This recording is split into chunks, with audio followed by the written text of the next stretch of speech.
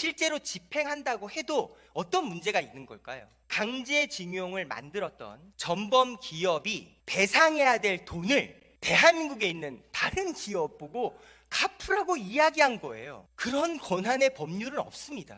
그래서요, 지금 어떤 문제가 진짜로 불거지는 거냐면, 지금 제3자 변제 방식 같은 것이 그대로 통과돼서 진행된다고 한다면 우리는 헌법에 나와 있는 저 얘기, 명백한 삼권 분립을 파기하는 겁니다. 대법원의 확정 판결, 헌법재판소의 일관된 의견을 행정부가 뒤엎고 있는 거예요. 세상에 이렇게 황당한 나라가 어디 있습니까? 이게 지금 말이 되는 시간입니까? 지금 이런 결의안을 반대한다라는 이 토론을 하고 있는 이 시간 자체가 역사에 기록될 일이고 해외 토픽감입니다. 왜요? 명백한 삼권 분립의 민주주의 나라에서 대법원의 최종 판결을 권한도 없는 행정부가 정면으로 위배하겠다고 선언한 거잖아요.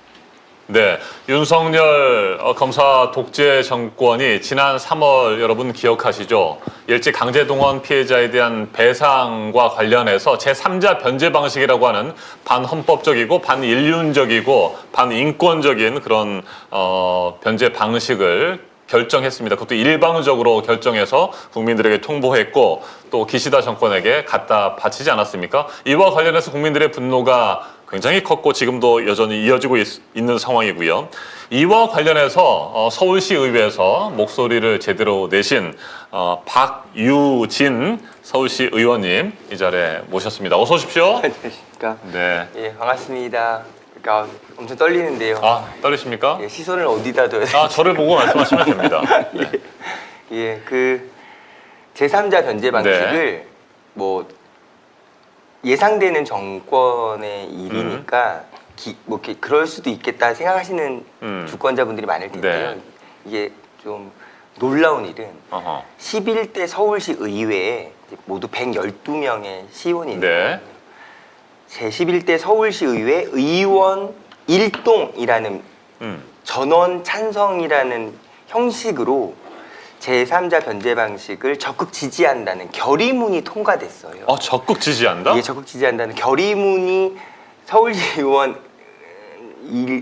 일동이라는 명의로 나간 것은 민주당 36명 시의원분들은 아예 표결에 참가하지도 않았거든요. 아, 그렇습니까? 이게 너무 황당한 일이죠. 그런 놀라운 예. 일이 있었군요. 알겠습니다. 그와 관련된 이야기 잠시 후에 좀 자세하게 듣도록 하고요. 제 왼편에 나와 있습니다. 호위여사 단장 김현성 대표 함께했습니다. 예, 안녕하세요. 어서 오십시오. 김현성입니다. 벌써 네. 15대 호여사. 15대가 됐군요. 네, 박유진 시의원이 네. 15대 호여사로 지금 이렇게 예정돼 있습니다. 아, 영광입니다. 예정돼 예. 있어요? 예정돼 있는 거잖아요. 아직 결정된 건 아니고? 네, 항상 예비 후보로 오늘 열심히 호여사 예비 후보로 지금 한 번도 뭐 낙선된 네. 분은 없지만 네. 15대 호여사 네, 후보로. 맞아요. 네. 많은 분들이 호위여사에 참여하고 싶다는 그 뜻을 밝히고 있는데 우리 김현성 호위여사 단장이 심사숙고해서 정말 깐깐하게. 예. 깐깐한 그런 절차를 거쳐서 모시고 있는 거잖아요. 맞습니다. 단순히 뭐 유명하다고 해서 들어올 수 있는 것도 네. 아니고 그렇다고 해서 뭐 아무 역할도 안 한다고 해서 될 수 네. 있는 것도 아니고 숨어서 우리 진보나 어떤 진실의 말들을 퍼뜨리려고 노력하시는 분들 네. 힘이 아니라 말과 글로 어떤 윤석열 정부를 위해 맞서서 싸우는 지금 어떻게 보면 박유진 시의원은 시의원 중에서 가장 이 오세훈 지금 현직 시장과 네. 가장 맞서 싸우는 분 아니겠습니까? 뭐 TBS 사건 때도 뭐 그랬고 네. 굉장히 유명한 짤들이 유일하게 많이 돌아다니는 네. 시의원 중에 하나고 국민대 총학생회장 출신이시죠? 그렇군요. 예. 네, 국민대 총학생회장 출신으로서 또 김건희 논문 문제 있을 때도 그 총학생회 민주동문회 분들하고 또 맞서서 싸웠던 네. 그러니까 굉장히 제가 봤을 때는 뭐 다른 뭐 14분 앞에서 뽑혔던 14분의 호위여사도 그 역할을 했다고 볼 수 있지만 어찌됐든 호위여사 숨어서 어떻게 보면 이 강력한 힘에 맞서서 힘이 아니라 말과 글로 싸우는 굉장히 어떤 모범적인 호위여사가 아닌가 싶습니다. 네. 그동안에 이제 많이 드러나기는 했습니다만 말씀하신 거 들어보면 숨어서도 또 열심히 그렇죠. 하셨다는 네, 말씀이십니까? 꾸준히. 네, 그러면 꾸준히 시대 정신에만. 암행어사의 역할을 하셨던 건가요?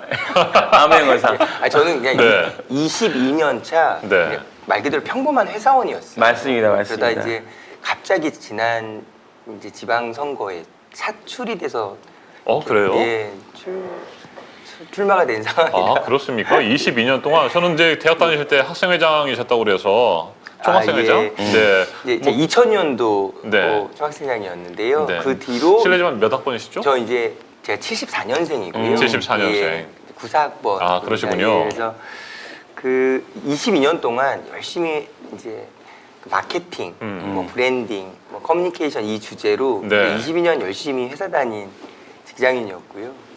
그 이제 위메프라는 회사가 네네. 있는데 이제 제가 이름 지은 회사거든요. 그렇습니까? 같이 창립 창립 멤버. 멤버로. 네. 그러니까 이제 10개월 전까지 위메프 실장이었습니다. 네네. 그러다 갑자기 인생의 항로가 좀 바뀐 케이스여서요. 그래요? 네. 그러면 차출된 이유가 있을 거 아, 아니에요? 일단 제가 네.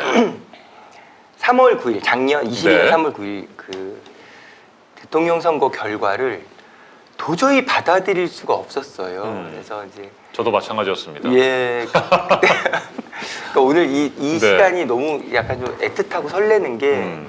그런 정서와 공감대를 함께 이야기하실 수 있는 네. 분들이 이 시간을 보고 계시고 또 이 공간에서 이야기를 할 수 있다는 게 진짜 뭐 가슴이 너무 벅찼어요. 아, 그렇군요. 네. 많은 분들이 반겨주시는데 어림없지님께서는 불의에 분노할 수 있는 박유진 의원 같은 의원분이 민주당에 꼭 필요하다라는 걸도 올려주셨고 슈렉선님은 매일 늦은 시간까지 의원 사무실에서 열일하시는 박유진 의원님. 네. 팬분들이 많이 들어오신 것 같은데. 네. 이렇게 많은 분들이 응원하신다는 사실을 알고 계십니까? 저는 항상 네. 저는 그냥 아무도 잘 모르는 그래서 제가 해야 할 일은 오직 성실, 근면, 부지런 뭐 이런 거라고 생각합니다. 아, 좋아요. 자, 그래요. 앞서 잠깐 이야기하셨던 예. 그렇게 22년 동안 직장 생활하다가 차출이 되는 과정을 조금만 좀 설명을 해줘 보세요. 뭐 노조 활동을 하신 건 아닐 거 아니에요. 창립 멤버로 일하신 거라면. 예, 네. 저의 전임, 네. 제가 이제 은평 뉴타운에 살고 있는데요. 이제 은평 뉴타운이 가련동, 진관동 이 지역, 네. 제3선거구 지역구인데 그 전임 시의원께서 불출마 선언을 하셨어요. 그래서 이제 민주당으로서는 이 선거를 그냥 이렇게 헌납할 수는 없는 거고, 네. 그래서 열심히 이제 후보자들 모색하고 있었는데요. 그 이제 은평을 지역이 강병원 의원이시고 은평갑이 박주민 의원이시거든요. 근데 이제 강병원 의원님이 연신내 행운식당 둘째 아들 강병원이라는 슬로건으로 이제 5선 이재호 선거를 이기고 이렇게 지금 재선 의원으로 이제 하셨는데 그 연신내 행운식당 둘째 아들이라는 슬로건을 제가 만들어 드렸었어요. 그래서 이제 그런 인연들이 이렇게 이 일을 하는 게 좋겠다라고. 알겠습니다. 자, 좋아요. 그럼 맨 처음에 그 말씀하셨던 그 내용을 좀 해보죠. 서울시의회 민주당 36명의 의원들은 절대 동의하지도 않았는데 그렇죠. 예. 제3자 변제 방식에 찬성하는 그런 뭐 결의문? 성명서? 이게 채택이 됐다는 얘기예요? 이게 언제적 얘기예요? 5월 3일 5월 3일에? 5월 3일에 됐어요. 이제 서울시의회 본회의장에서 이제 제가 볼 때는 지금까지 10개월 동안의 서울시의회에 3대 사건이 있었거든요. 네. 첫 번째가 우리 모두가 알고 있는 TBS 미디어 재단을 날려버리는 결의안이었고요. 이제 두 번째가 우리 모두가 아직도 고통에서 벗어날 수 없는 이태원 참사 일이었고요. 세 번째가 저는 뭐 지금 학생 인권조례 폐지에 대한 격렬한 논의가 있습니다만 그거는 그거보다 훨씬 더 큰 충격이었다고 생각합니다. 네. 이번 5월 3일 통과되었던 정부 제3자 강제징용 변제 방식을 서울시의회는 적극 지지한다라는 결의문을 서울시의회 의원 일동이라는 명의를 굳이 써가면서 이렇게 쓴 것은 정말 역사에 길이 남는 폭거죠. 아니 상식적으로 이해가 안 가는데 맞습니다. 민주당 의원들에게 전혀 물어보지 않고 국민의힘 의원들이 자기들이 작성한 그 문서를 그냥 일방적으로 발표한 겁니까? 표결을 한 거죠. 이제 결의안을 올려놓고 네네. 찬반 투표를 해서 민주당 36명 의원들은 아예 표결에서 불참하고 퇴장을 했고요. 어허. 근데 이제 70명 그래서 실제 표결 결과는 네. 제적인 의원들이 있었으니까 70명 찬성, 30명 반대 이렇게 투표 결과 나왔는데요. 네. 그런데 이제 발표된 지금도 공식 기록으로 남아 있는 거죠. 서울시 의회 의원 1동이라는 명의로 결의문이 통과됐다라는 아, 것을. 정말로요? 예, 이건 아, 있을 수 없는 일 아니에요? 아니 보통 그런 정치적 네. 사안 같은 경우는 합의, 그러니까 여야 합의로 네. 정리되는 건 게 맞는 건데 이걸 어떻게 보면 다수결로 통과시켰다는 거 아니에요? 그러고 놓고 서울시 의회 이름으로 발표했다는 그럼요. 거잖아요. 이건 정말로 이게 국민의힘 이런 독재가 없네. 국민의힘 의원 1동이거나 아니면 그렇죠. 정뭐 100번 양보해서 그냥 서울시 의회 연명해서 그러니까. 아, 뭐 이런 정도는 모르는데 그것을 의원 1동이라고 넣은 것은 분명히 잘못된 그러니까 건데. 100명이 네. 투표해서 70명이 찬성했으니까 100명 이름으로 발표했다? 이건 진짜 저희가 말도 안 되는. 이런 말까지 썼어요. 일동이라는 단어의 사전적 정의를 보자. 어허. 그렇게 거기를 찾아 이제 우리 검색창에 쳐보면 네.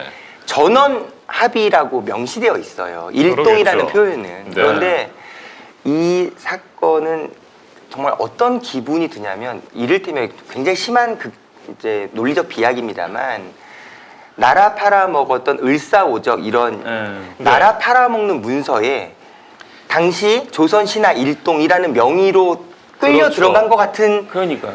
정말 인생 전체가 어떤 이런 그 오물통에 빠지는 듯한 정말 비참한 기분이었고요. 이게 또 재밌는 것은 이제 실제로 처음에 발의했던 의원 수가 이제 네. 59명, 60명 이렇게 발의가 됐거든요. 네. 이게 어떤 의미냐면 지금 112석 서울시 의회는 76명의 국민의힘, 네. 36명의 민주당 이렇게 구성되어 있는데요. 그러니까 국민의힘 내부에서도 76명 의원 중에서 공동 발의를 60명 겨우 한 거예요. 그러니까 네. 16명은 반대했다고도 볼 수 있는 거죠. 어허. 그러니까 그만큼 스스로가 양심과 상식이 있다면 이건 좀 너무 심하다 이런 의견의 의원님들이 전 다수 있었다고 네. 생각합니다.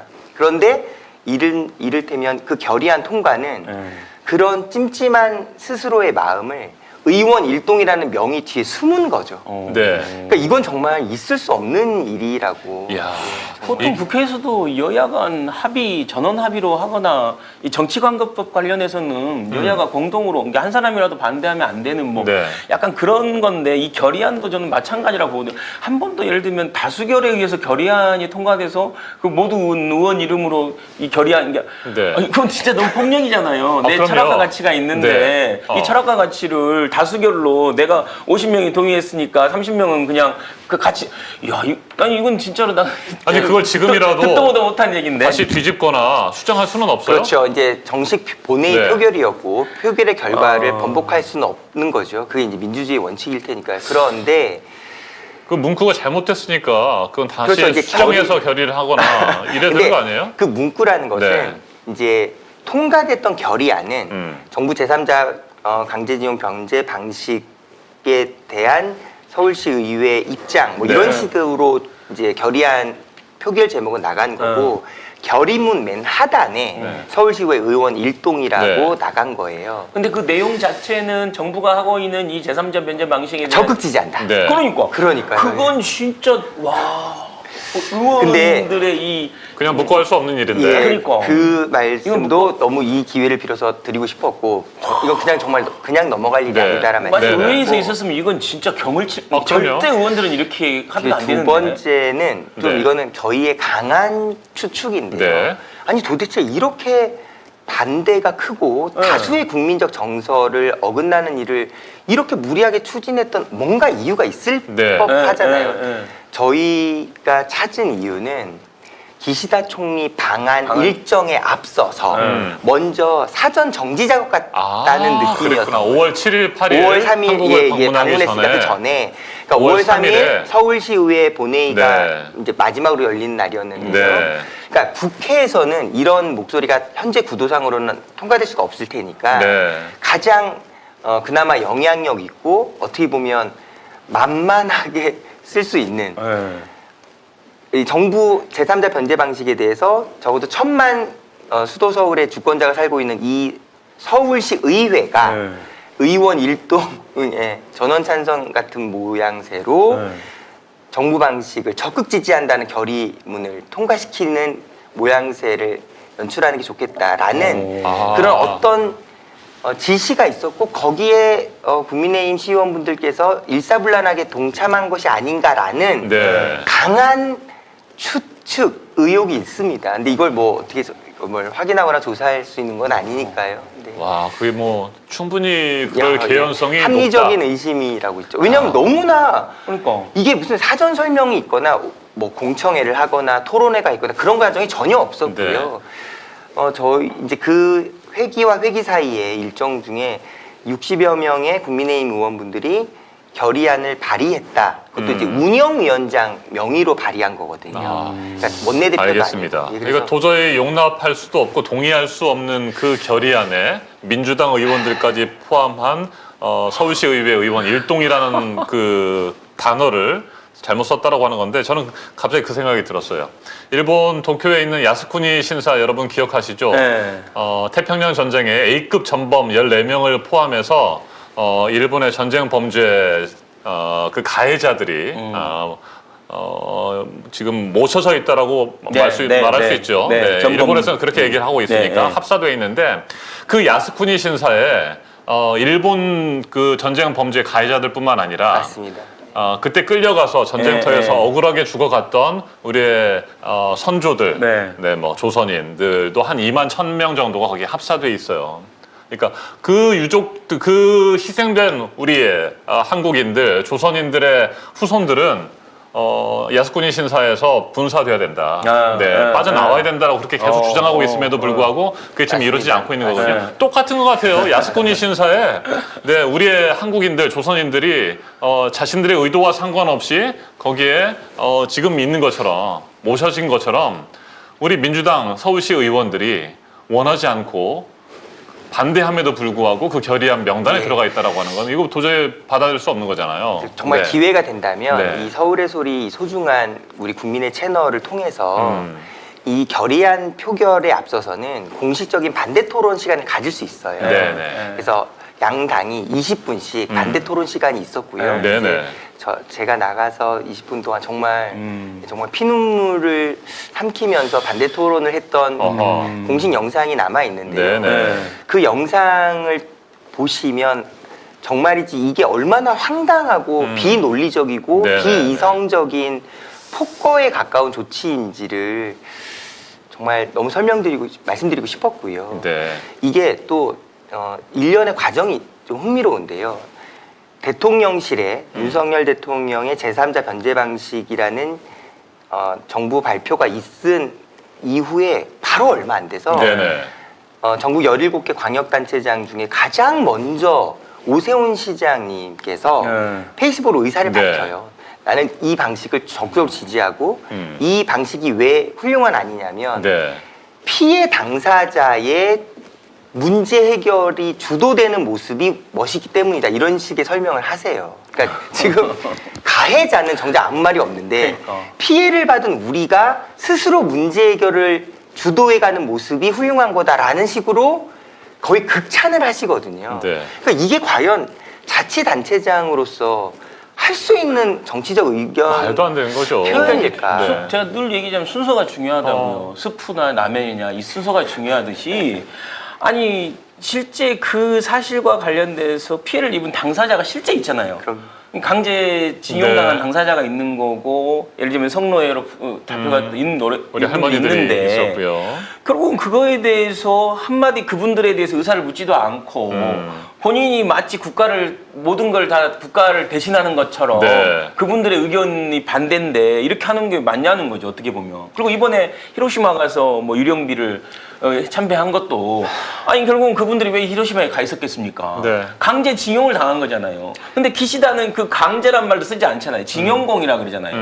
그런데 거기에 그냥 뚫레뚫레 따라가서 들러리 쓰는 게 이게 무슨 의미가 있습니까? 이게 그리고 배상- 일본이 6.1기라 그러는데 왜 우길기라고 안 하냐고. 네. 왜 이게 우겨요? 배상금과 보상금은 완전히 다른 네. 개념이죠. 손해배상과 손실보상이니까. 맞습니다. 그러니까 근데 일본 정부는 지금까지 공식적으로 강제징용에 대한 배상금이라는 표현을 안 씁니다. 맞아요. 이제 맞습니다. 최대치의 표현이 보상금으로 네. 설명하고 네. 있거든요. 그러니까 그렇게 자기의 공식적인 책임을 인정하지 않는 이런 슬픈 시대에서 정작 우리 정부가 과연 이것이 온당한 처사로 대응하고 있는지는 이건 거의 정말 대법원의 공식 판결을 행정부가 정면으로 뒤엎는 그럼요. 이건 정말이지 탄핵 사유에 해당될 아니 지금 사안이거든요. 반헌법적인 거죠. 시의회의 이런 태도라면 오염수 투기도 찬성한다고 지금 결의문 나올 상황이고 지금 아, 5.19 입항도 찬성한다고 나올 것 맞습니다. 이게 같은데요. 지금 아, 그런 움직임은 없어요?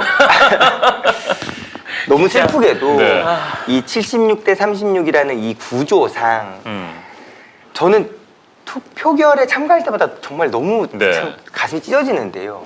36명 민주당 의원이 아예 퇴장을 하던 표결에 불참을 하던 어떤 식으로든 이 투표 결과에 아무런 영향을 못 미친다고 하는 이 객관적인 현실이 저희가 너무 죄송하고 아니 가슴 우리 아픈 지금 일이라고 국회도 서울시의회를 좀 배워야 할 것 같아요. 민주당이 170석 가지고 서울시의회처럼 해야 되는 거 아니에요? 그렇게 하고 대한민국 21대 국회 일동? 아니 그러니까요. 아니 정말로 아니 150명 찬성하면 할 수 있는 거 아니에요 네. 지금? 이렇게 생각하면 어떻게 보면 알겠습니다.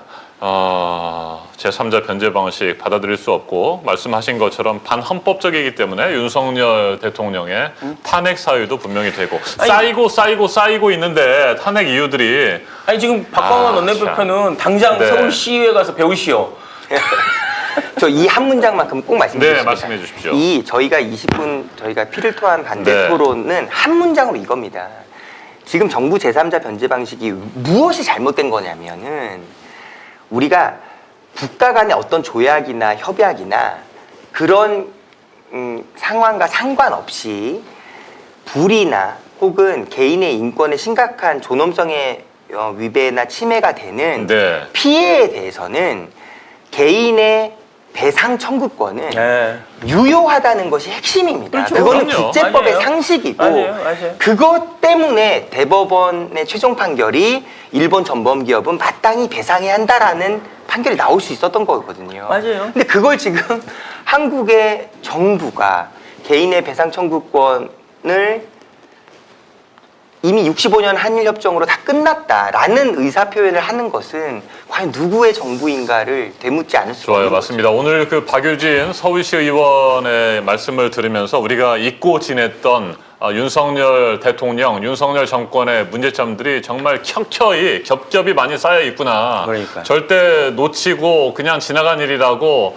흘려 보내서는 안 되겠구나라는 생각을 다시 한번 하게 됩니다. 네, 제3자 변제 방식 잘못된 부분도 반드시 바로 잡아야 되는 상황인데 벌써 그로부터 3개월 가까이 흘러버리는 상태이고요.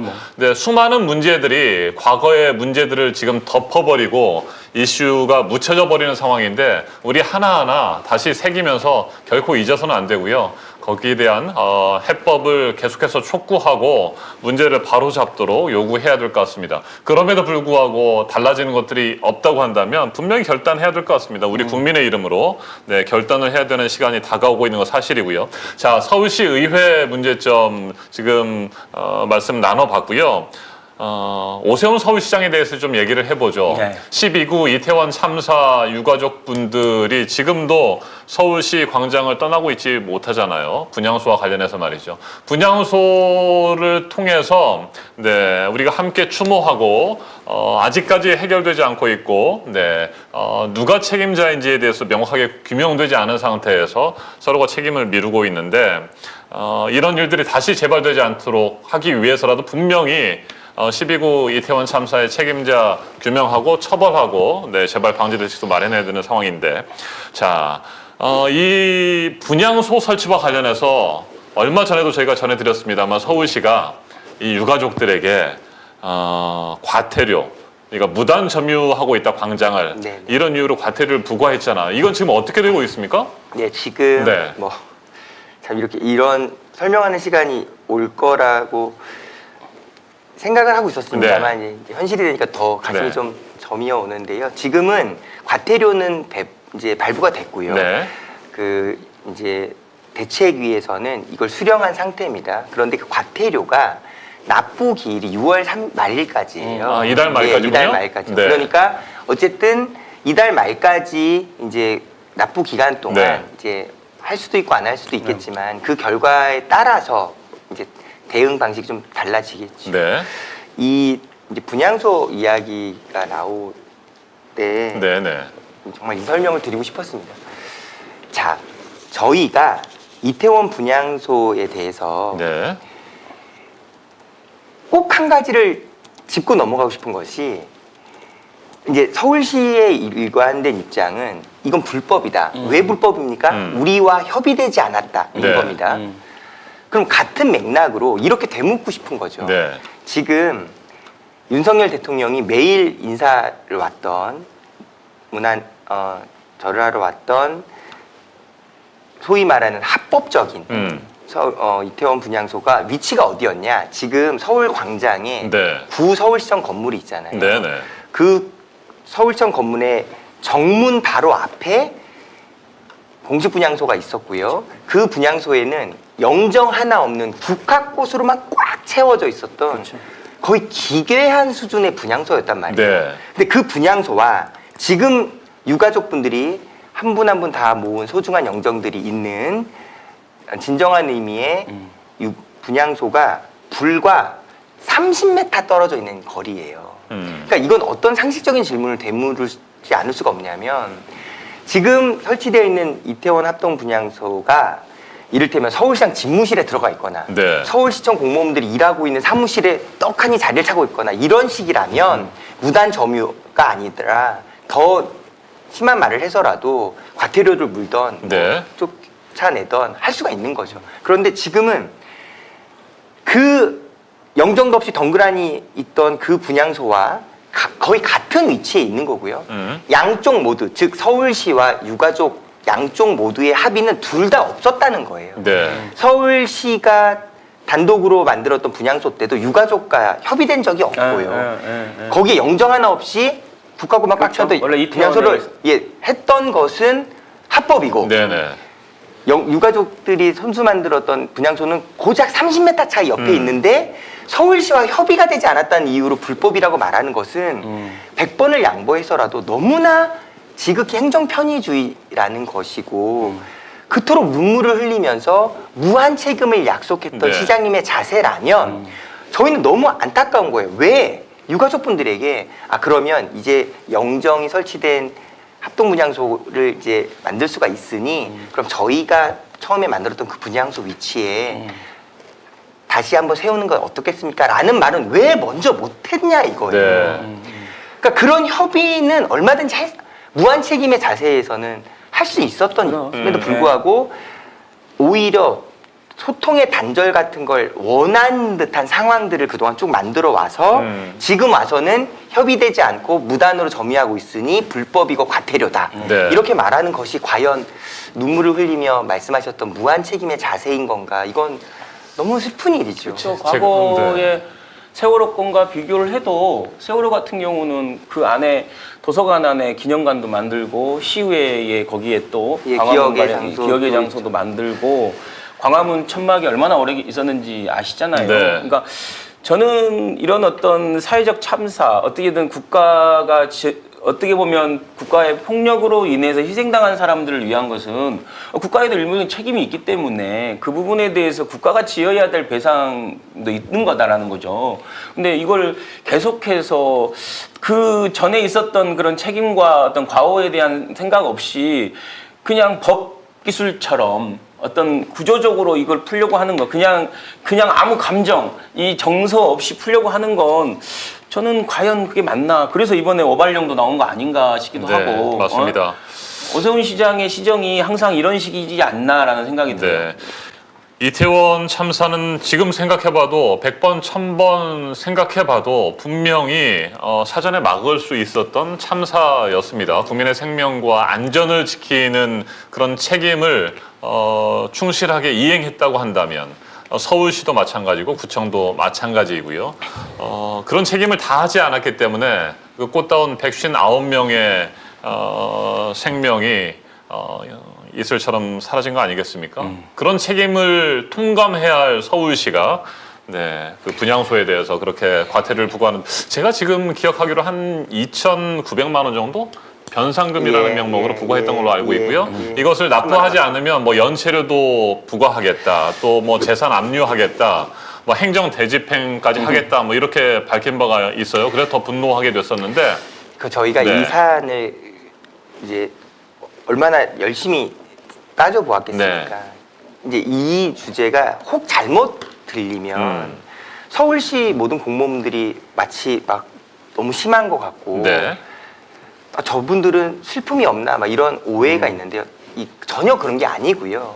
그러니까 서울시청에 관련된 모든 공무원들은 주어진 절차대로 해야 할 일들을 마땅히 하는 것뿐이죠.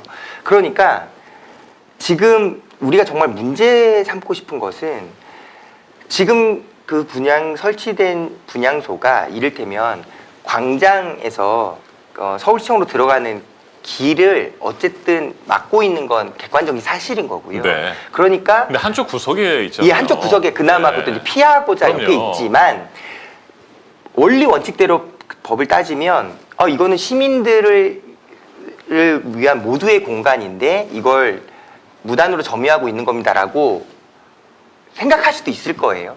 그런데 재밌는 일이 뭐냐면 그 분향소 길을 건너가면 서울시 지금 의회가 네, 있는 있죠. 그쪽 건물에 벌써 몇 개월이 더 지난 코로나 백신을 맞으면서 돌아가셨던 분들을 추모하는 단체의 천막이 거의 반년이 넘게 네. 지금 있거든요.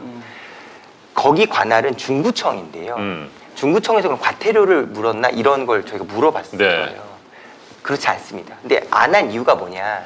사유가 어떤 사회 공통의 슬픔이나 커다란 추모의 의미 그리고 관계된 행사의 성격을 보면 이게 성격상 무단 점유라고 보고 시민의 공익을 위해서 먼저 정리돼야 될 사안이 있고 이게 진상을 규명하고 모두의 마음을 모아서 하는 이런 추모의 마음이 제대로 정리될 때까지 좀 지켜볼 수 있는 사안들이 있는 거예요. 서울시청 앞에 있는 분향소 159명의 그 슬픈 사건이 과연 무단 점유라는 간단한 네 글자로 네. 있을 설명될 수 없죠. 수 있는 일인가는 맞습니다. 의원님이 얘기하신 것처럼 서울시 공무원들이 뭐 전체적으로 문제가 있다라는 말씀 결코 드리는 거 아니고요. 이건 봤을 때 오세훈 서울시장의 문제입니다. 근데 오세훈 서울시장이 어떻게 생각하느냐에 따라서 공무원들이 판단하고 그걸 따르고 그렇게 될 텐데 오세훈 서울시장의 생각이 잘못됐기 때문에 이런 과태료를 부과하고 변상금을 내라고 하고 불법 시설물을 규정하고 있는 것이 아닌가라는 생각이 들고요. 네. 엄연히 명확하게 말씀드려서 12구 이태원 참사는 사회적 재난이고 사회적 참사입니다. 그렇죠. 예, 다시 한번 정리하고 싶습니다. 이태원 참사는 12구는 최초 신고 6시 34분이었습니다. 네. 그리고 사고 추정 시간 10시 15분까지 최소 4시간 차이 정도에서 최소 3시간은요. 대한민국 정부는 없었습니다. 그럼요. 그 3시간에 사라진 무정부 상태가 이 정권의 민낯이었고 그러니까 그 책임이 선출직 공직자 저를 포함한 모든 이들의 무한 책임의 범위이고 역할이 적용돼야 될 우리 모두의 잘못이거든요. 그 점을 절대 잊지 말아야 된다고 생각합니다. 당연합니다. 그런 거 잘 하라고 뽑아주고 또 세금으로 월급 주면서 일할 수 있도록 하는 거 아니겠습니까? 공무원들이 그런 역할을 해야 되고요. 또 선출직 뭐 의원이라든지 국회의원들, 정치인들 당연히 그런 역할들 해야 되는데 그러지 못했기 때문에 책임져야 되는 거 아니겠습니까? 그런데 책임도 안 지고 있고요. 그 슬픔을 여전히 끌어안고 있는 유가족들에게 계속해서 돌멩이를 던지고 있는 그런 서울시의 모습 보면서 분노하지 않을 수 없습니다. 어제도 비슷한 일이 있었습니다. 윤석열 검사 독재 정권의 노조 탄압에 반발하면서 딱 한 달 전입니다. 지난달 1일 노동절에 자신의 몸에 기름을 끼얹고 불을 붙였습니다. 그리고 그 다음 날 끝내 세상을 떠난 민주노총 건설노조의 양회동 열사 이분을 기리기 위해서 어제 민주노총에서 분향소를 설치했는데 그것도 곧바로 경찰이 들이닥쳐서 강제 철거를 해버렸습니다. 우리 국민들의 눈앞에 우리 시민들의 곁에 분향소가 설치되는 것을 바라지 않는다. 뭐 이렇게밖에 볼 수 없는 거 아니겠어요? 그러니까 결국은 이제 집회와 시위, 이 노동 권리 이게 사실 헌법 정신이잖아요. 네.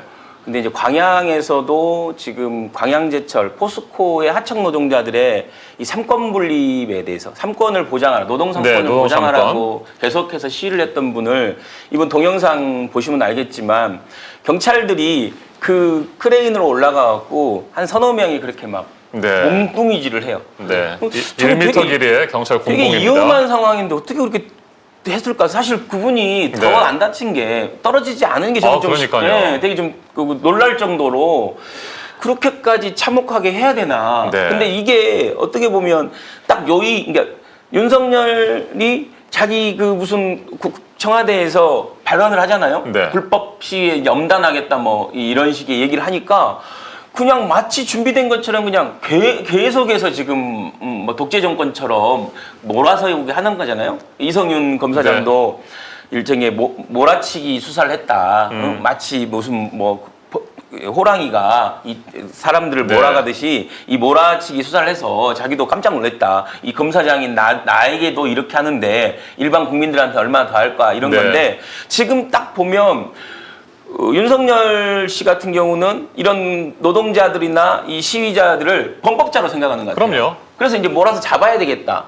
이 사람들을 어떻게든 계도시키고 뭐 잡아 넣어야겠다. 네. 뭐 이런 생각밖에 없는 게 아닌가라는 생각이 들어서 맞아요. 폭력배, 뭐 범죄자 취급을 하고 있고요. 국민의 적으로 돌려서 네. 집중 타깃을 삼는 거죠. 그러면서 노조와 관련해서 좋지 않은 감정을 가진 국민들을 선동하고 이간질하고 뭐 그런 의도를 분명히 드러내고 있는 것 같습니다. 앞에서도 전해드렸습니다만 13명의 경비 경찰에 대해서 포상하겠다, 특별 승진시키겠다 이런 그런 내용을 경찰 내부 통신망에 올리면서 이건 뭐 강제 진압해라. 네. 그리고 약간의 불법의 소지가 있다 하면 무조건 잡아들여라. 네. 이런 것들을 명확하게 보여주는 신호 아니겠습니까? 저는 이제 윤석열 대통령을 포함해서 이제 윤석열 정권에 대해서 한 줄로 평가해라 이런 질문을 제가 답할 위치는 아닙니다만 평가해 주세요, 한 줄로.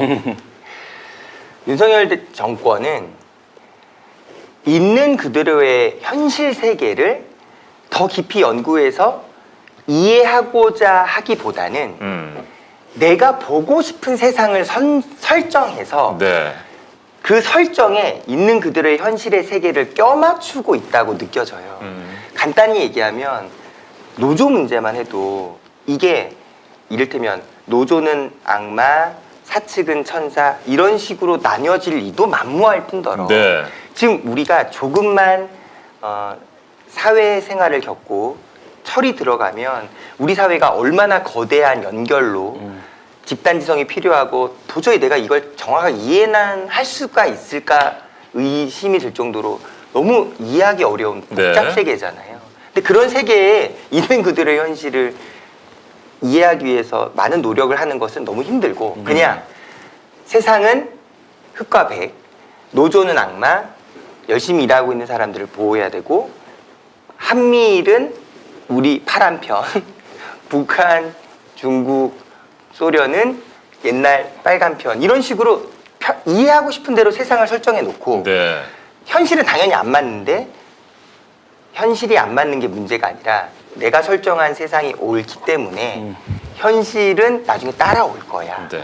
이런 식으로 세상을 이해하고 계신 게 아닌가 너무 걱정이 됩니다. 명확하게 그게 맞아요. 맞고요. 이 갈라치기는 지난 대통령 선거 때부터 국민의힘과 윤석열 대통령이 끊임없이 해왔던 거 아니겠습니까? 네, 갈라치기하고 양쪽의 갈등 유도하면서 참과 거짓을 가려버리고 자기가 하고 싶은 대로 자기 멋대로 국정 운영하고 몰고 가고 있습니다. 국민들의 소리 들으려고 하지 않고 있고요. 네.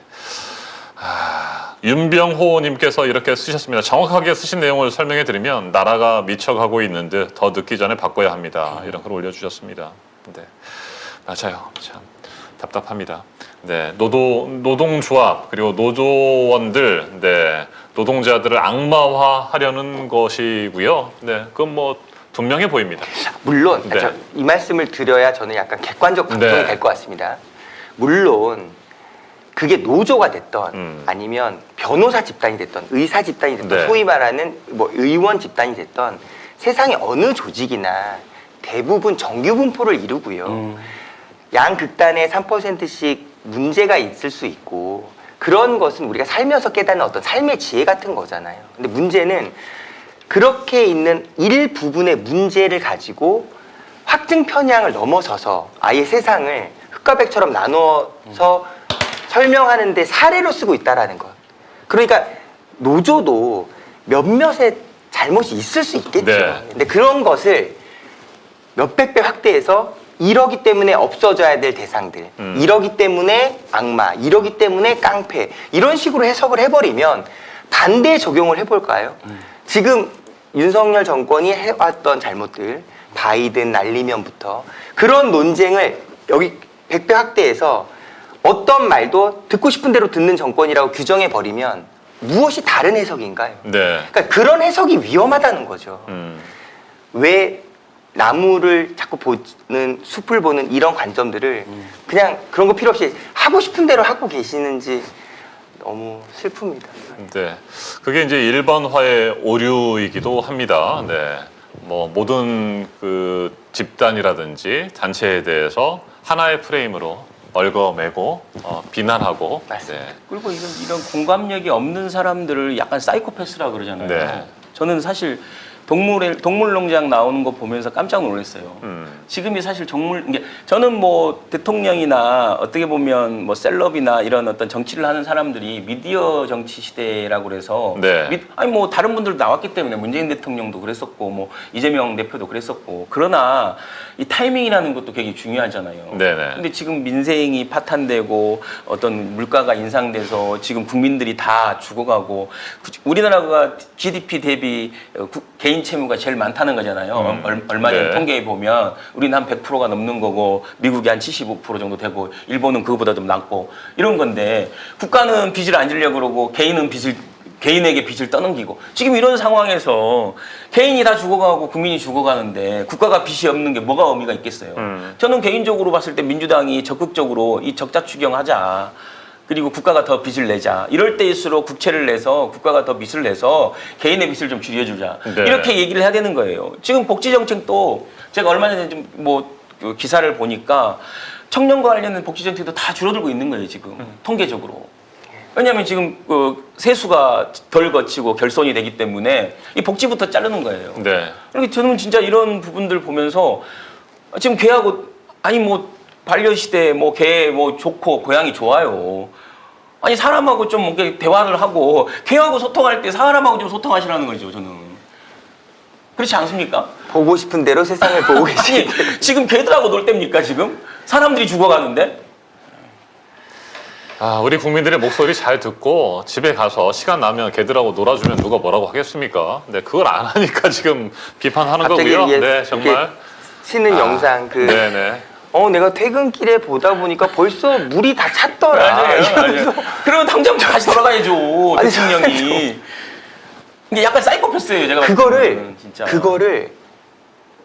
무슨 술집, 무슨 식당에서도 아니고 그 현장에서 네. 내부를 보면서 이야기를 한다는 그러니까. 게 그걸 어떻게 정상은 아니죠, 정상은. 어떻게 받아들여야 한단 말입니까? 정말 어떻게 받아들여야 하느냐. 네. 어떻게 받아들여야 할지 글을 올리신 분들을 좀 보면 끔찍하다는 분도 있고요. 네. 야, 이거 맞서야 됩니다라는 분들도 있고. 아니 무슨 사안이 있을 때마다 항상 가해자 편에 서는 거잖아요. 네.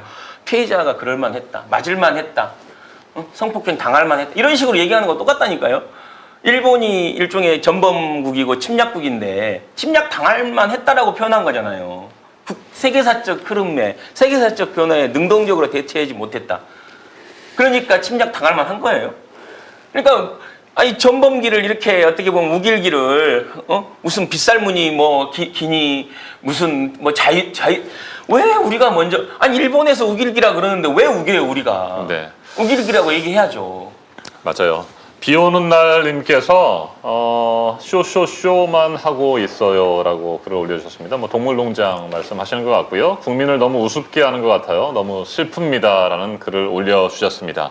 그런데 우리의 항상 불길한 예감은 현실이 되고 있는 거 아니겠습니까? 매일매일 상상하지 못했던 새로운 놀라운 일들이 벌어지고 있고 최근 며칠 사이에는 노조에 대한 탄압, 폭력, 진압의 소식들이 끊임없이 이어지고 있습니다.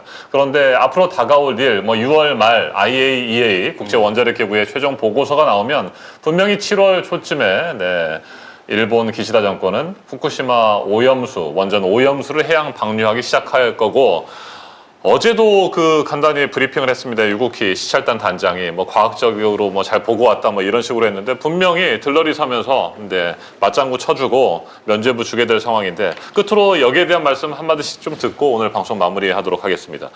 방사성 오염수, 원전 오염수 해양 방류 가능성이 높은 상태 아니겠습니까?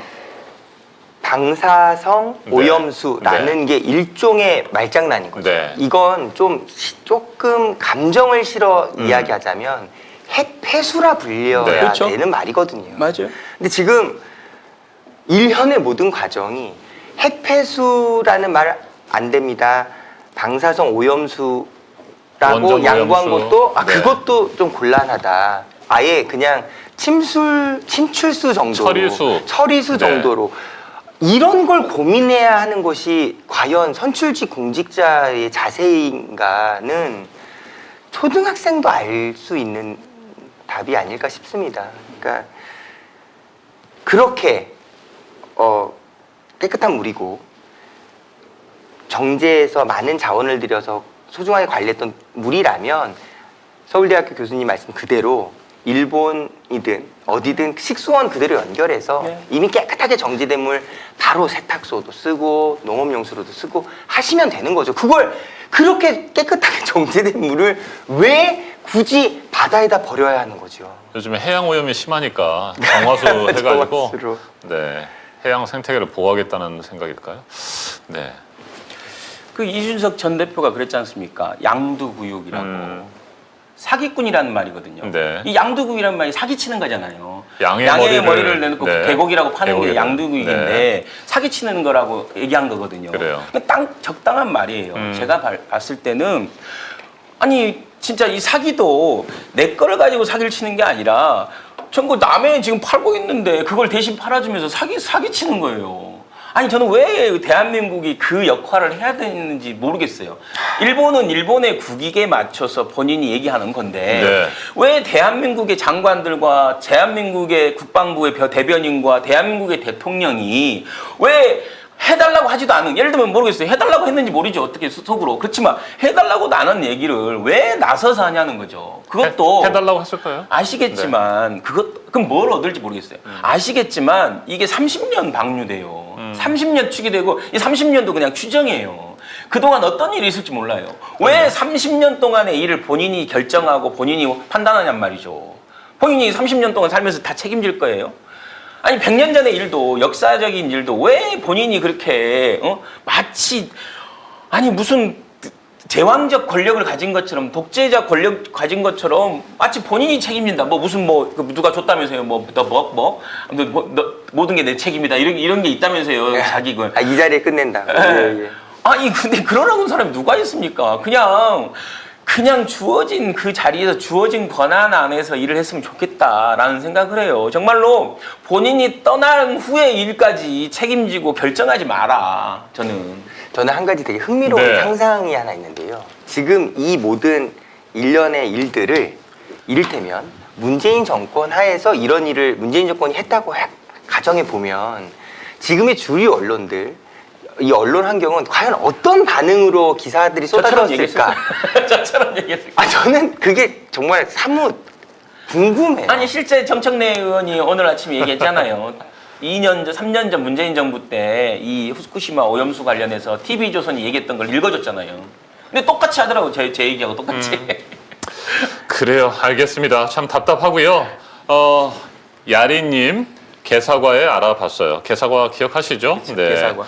그랬더니 털프가이님은 개사과는 약과였습니다라고 하셨고, 모은이님은 나라가 엉망진창입니다. 어림없지님, 전 대선 때부터 하는 짓거리 보고 알아봤습니다. 네, 괴물이구나라고 확신했습니다는 글을 올려주셨습니다. 그러니까 정말 네. 어떤 나라를 내가 만들겠다 이걸 1년 내내 이야기해도 잘 실현이 안 될 판에 그렇죠. 정말 무슨 나라, 어떤 나라를 만들겠다는 건지를 이렇게 5,200만 주권자를 누구도 예외 없이 걱정시킨 정권이 있었던 건가. 네. 정말 기가 막힌 일입니다. 좋습니다. 자, 제3자 변제 방식과 관련한 서울시 의회의 말도 안 되는 결의안 채택을 그냥 지켜볼 수밖에 없어서 분노하고 계시는 우리 박유진 시의원님 오늘 모셔서 말씀 들었습니다. 자, 후쿠시마 원전 오염수와 관련해서는 좀 민주당 서울시 의원분들이라도 좀 똘똘 뭉쳐서 말이죠. 예, 지금, 네, 예. 강력하게 규탄하는 그런 맞습니다. 활동들을 좀 해주시기를 맞습니다. 바랍니다. 예, 5,200만 국민 모두의 반대 서명 받겠다는 각오로 네. 국민 속으로 들어가야 합니다. 알겠습니다. 오늘 방송 여기서 마무리할까 싶습니다. 두 분 말씀 잘 들었고요. 함께해 주신 시청자 여러분 고맙습니다. 내일 이제 벌써 금요일이에요. 네. 주말이 다가오고 있고요.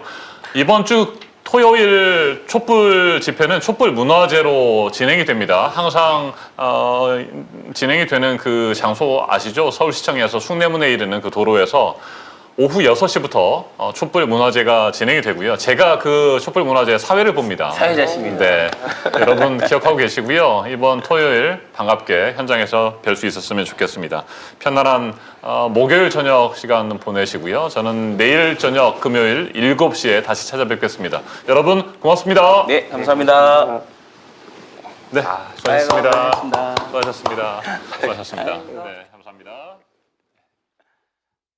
실제로 집행한다고 해도 어떤 문제가 있는 걸까요? 강제징용을 만들었던 전범 기업이 배상해야 될 돈을 대한민국에 있는 다른 기업 보고 갚으라고 이야기한 거예요. 그런 권한의 법률은 없습니다. 그래서요, 지금 어떤 문제가 진짜로 불거지는 거냐면, 지금 제3자 변제 방식 같은 것이 그대로 통과돼서 진행된다고 한다면 우리는 헌법에 나와 있는 저 얘기, 명백한 삼권 분립을 파기하는 겁니다. 대법원의 확정 판결, 헌법재판소의 일관된 의견을 행정부가 뒤엎고 있는 거예요. 세상에 이렇게 황당한 나라가 어디 있습니까? 이게 지금 말이 되는 시간입니까?